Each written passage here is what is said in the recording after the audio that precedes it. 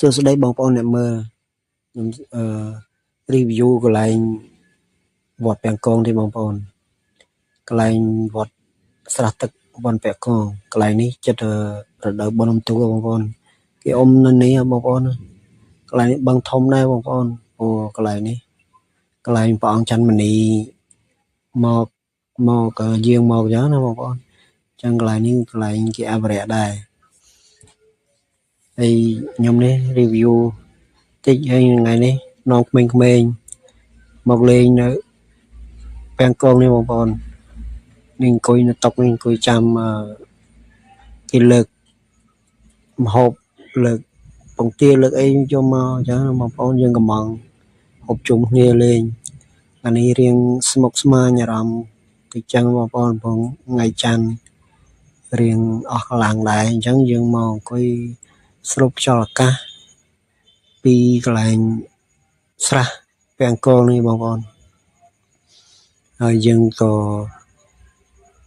ចេញពីនឹងទៅយើងក៏បាចចំណៃត្រីចឹងណាបងប្អូនហើយក្មេងៗនេះអង្គុយ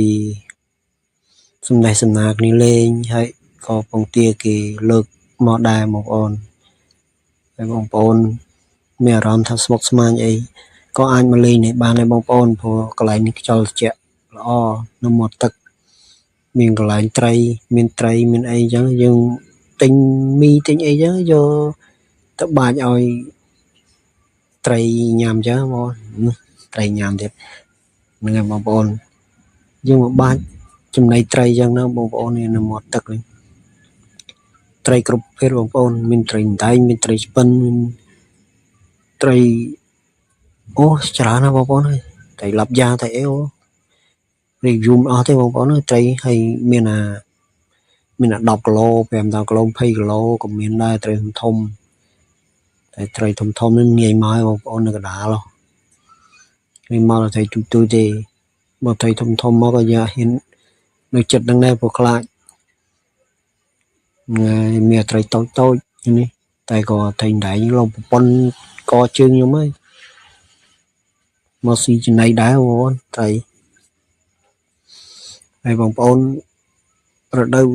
បុណ្យអុំទូកមកអាចនៅលេងនេះបានបងប្អូននៅពាំងកងនេះកន្លែងព្រះអង្គច័ន្ទមនីយើងមកកន្លែងព្រះអង្គច័ន្ទមនី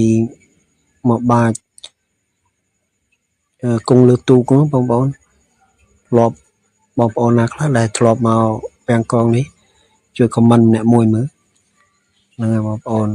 អាចមកលេងបានបុណ្យអុំទូក